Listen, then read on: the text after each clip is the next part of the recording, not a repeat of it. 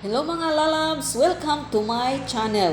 Ngayon, pag-aralan natin how to accept the sound campaign given by Sound.me. Let's go!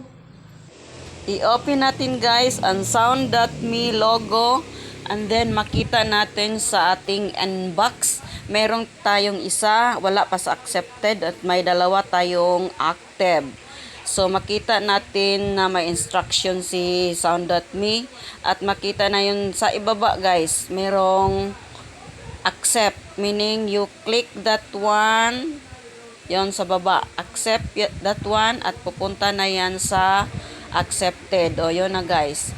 At view instruction at makita natin dyan, pag view mo sa instruction, may logo ng TikTok. I-click mo yan at pupunta yan sa TikTok. Yun na. At gagawa na natin ng sounds. That's all. Bye-bye. Follow for more.